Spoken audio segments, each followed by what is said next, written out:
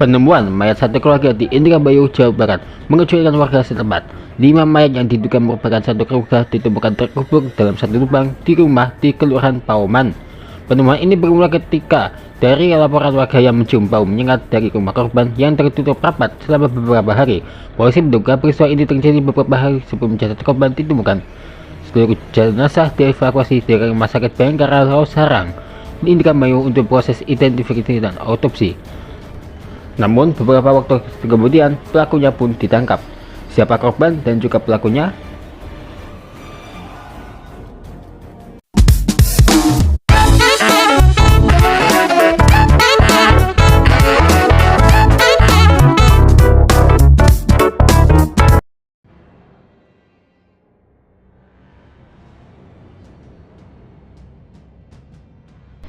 Berawal dari penemuan mayat 5 orang yang ditemukan. 5 orang yang diduga merupakan satu keluarga di Pauman, Indramayu, Jawa Barat ditemukan meninggal dunia pada Senin 1 September. Saat ditemukan, kelima mayat itu terkubur di bawah pohon nangka di halaman belakang rumah mereka. Kelima korban tersebut adalah H. Sahroni, 75 tahun, Budi, 45 tahun, Ewis, 40 tahun, serta 2 anak inisial R, 6 tahun, dan B. Lantas, bagaimana ya kronologi penemuan mayat sekeluarga itu? Salah satu warga setempat, Okta, 38 tahun, mengatakan kronologi bermula saat keluarga korban curiga karena tidak ada satupun anggota keluarga yang bisa dihubungi dalam beberapa hari terakhir. Setelah warga mendobrak pintu rumah itu, mereka menemukan gundukan tanah di halaman belakang. Saat digali ditemukan jenazah H. Saroni dan anggota keluarganya. Nah, warga lain, Sukarta, 50 tahun, juga menyebutkan bau busuk mulai tercium sejak Minggu 31 Agustus 2025 dan makin menyengat pada Senin 1 September. Tetangga lainnya, Emi, 35 tahun, mengaku sempat melihat 2 mobil pickup berhenti di depan rumah korban pada Sabtu 30 Agustus dini hari. Hal ini menimbulkan dugaan bahwa peristiwa itu sudah terjadi 3 hari atau 4 hari sebelum jenazah ditemukan. Wah, bagaimana kondisi jenazah itu ya?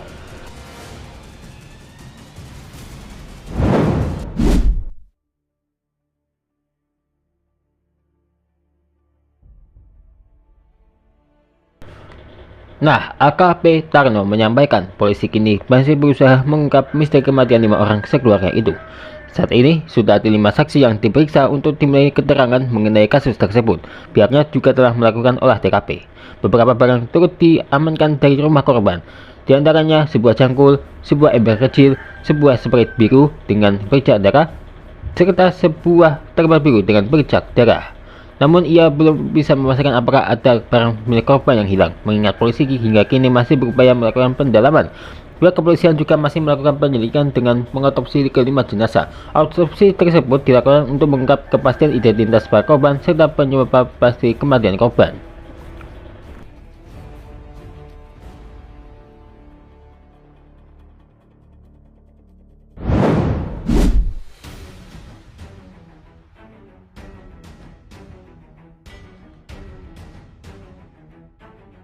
Polisi berhasil menangkap pelaku pembunuhan 5 orang yang masih satu keluarga di Kelurahan Pauman, Kecamatan Kabupaten Indramayu, Jawa Barat. Informasi ini disampaikan Gubernur Jawa Barat Didi Mulyadi lewat unggahan video di Instagram pribadinya @didimulyadi71 Senin 8 September.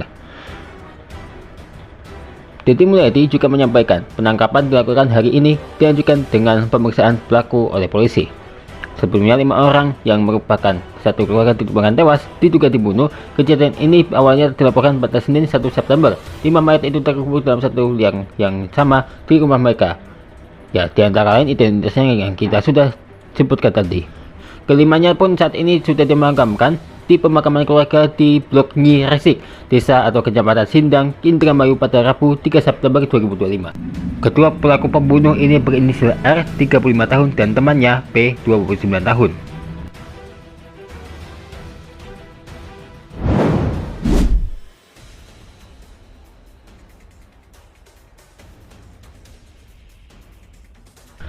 Nah, lantas siapakah sosok korban H. Sahroni? Sahroni diketahui mengelola usaha sarang burung walet setelah pensiun. Sementara Budi sebelumnya bekerja di bank sebelum membuka toko grosir bersama sang istri. Kasih Humas Polres Indramayu AKP Tarno mengatakan keluarga H. Sahroni dibunuh dengan cara sadis. sebelum akhirnya dikuburan di halaman rumah. Jejak pelaku bahkan tercecer di sejumlah ruangan dalam rumah Sahroni. Menurutnya, kondisi jasad sudah hampir tidak bisa dikenali. Polisi menduga satu keluarga tersebut sudah tewas sejak beberapa hari sebelum ditemukan. Menurutnya, dalam rumah tersebut hanya dihuni oleh Sahroni, Budi, Aywes, dan juga 2 anak kecilnya. Katanya, sampai saat ini informasi yang kami terima justru 5 jenazah itulah penghuninya.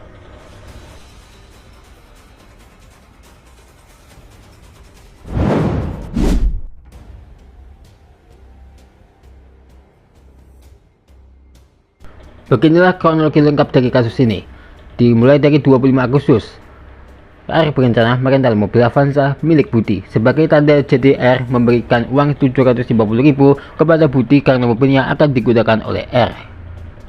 Di tanggal 26 Agustus, uang dari R digunakan Budi untuk kebutuhan membeli sembako dan uang tersebut habis digunakan.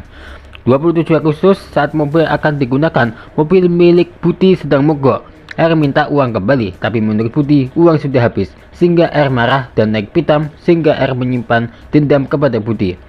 Di hari yang sama, sekitar pukul 17 WIB, P yang merupakan teman R disuruh oleh R membeli pacul dan menyimpannya di rumah P.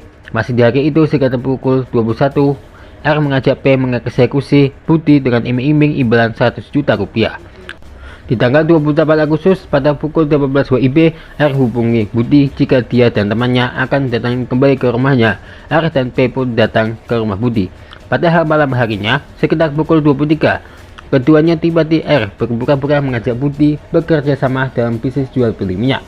Sebelum eksekusi korban, R ajak Budi untuk keluar rumah dan mengecek gudang yang akan dijadikan sebagai tempat bisnisnya.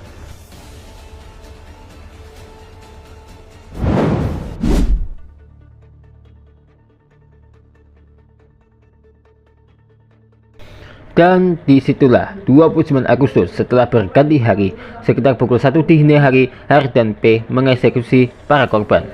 Korban pertama yang dihabisi R yakni Budi Awaludin, 45 tahun. Budi tewas setelah dipukul pipa besi di bagian kepalanya. Lokasi pembunuhan korban dilakukan di perkarangan rumah. Setelah Budi tersungkur dan dinyatakan tewas, R masuk ke dalam Sahroni, ayah dari Budi. Tanpa belas kasih, R juga menghabisi korban dengan memukul bagian kepala korban dengan besi tersebut. Setelah itu, R masuk ke kamar Budi dan ditemukan istri Budi, yakni Ewis Juwita Sari. Istri dan anak pertamanya berumur 7 tahun, inisial RK, sedang tertidur. Sama sebelumnya, R melakukan perbuatan yang sama. Saat R menghabisi nyawa Ewis dan RK, anak kedua Budi terbangun dan menangis. Kali ini P mengambil peran di mana bayi malang itu ditenggelamkan ke dalam bak hingga tewas. Setelah membunuh korban, R dan P bekas harta korban, di mana tersangka mendapatkan uang 7 juta rupiah, 3 unit HP, dan perhiasan anak korban. Pada pukul 17 WIB, P membeli terpal untuk menyeret tubuh korban ke belakang rumah.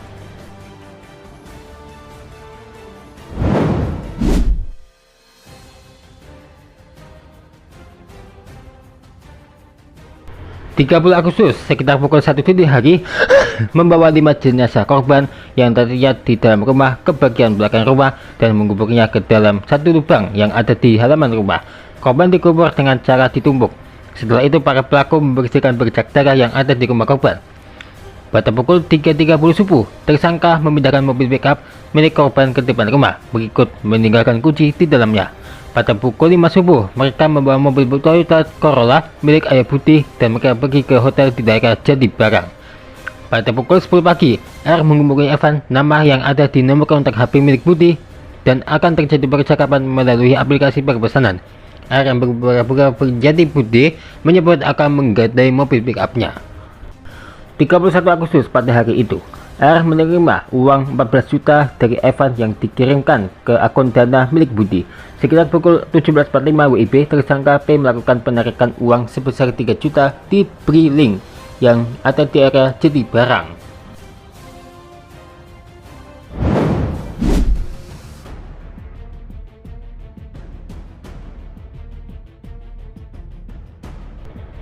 Sekitar pukul 2 dini hari, kedua tersangka sempat pulang ke rumah korban dengan mengembalikan mobil Toyota Corolla dengan cara memparkirkan di rumah Evan. Rumah Evan dan korban tak jauh. Hal itu dilakukan agar warga berasumsi jika Evan pelaku pembunuhan Budi dan keluarganya.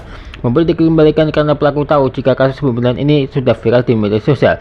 Selain itu, R memberitahu teman istrinya jika Evan adalah pelaku pembunuhan Budi dan keluarganya. Masih di hari yang sama, R kembali menarik uang dari akun Dana milik Budi sekitar 10 juta rupiah. 2 September, kedua tersangka melarikan diri ke Jakarta dengan menggunakan travel. Setiba di Jakarta, mereka melanjutkan perjalanan dengan tujuan Bogor. 3 September, semalaman di Bogor, mereka kembali melanjutkan perjalanan ke Semarang dengan menggunakan travel. 4 September, dari Semarang, mereka melanjutkan perjalanan ke Kabupaten Demak. 5 September, setelah sampai di Demak, mereka melanjutkan perjalanan ke kota Surabaya. Dan 6 September, bingung pelariannya tidak memiliki arah, keduanya balik lagi ke Indramayu. Mereka menuju Kecamatan Kedokan Bunder dengan tujuan ingin menjadi ABK.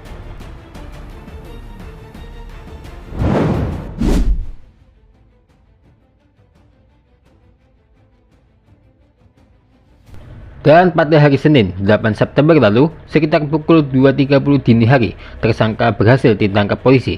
Polisi terpaksa menembak kedua kaki pelaku, karena saat dilakukan penangkapan keduanya melakukan perlawanan terhadap petugas.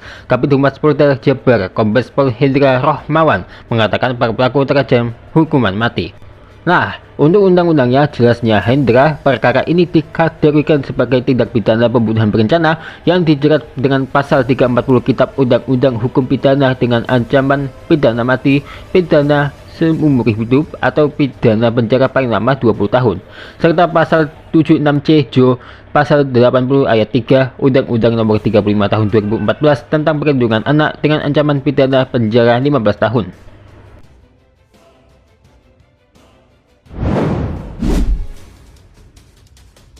Tahu kan kasus Sujati di pagar alam? Iya, Sujati jagal kucing. Nah, di Minecraft juga terjadi jagal kucing loh, tapi dilakukan oleh NPC ini, yang mana aku malah disuruh untuk mengambil kucingnya. Wah, padahal detektif ya. Dan beginilah proses penyembelihan kucing secara ilegal, dan tentu saja kucing itu bukanlah hewan konsumsi ya. Ditunggu lagi.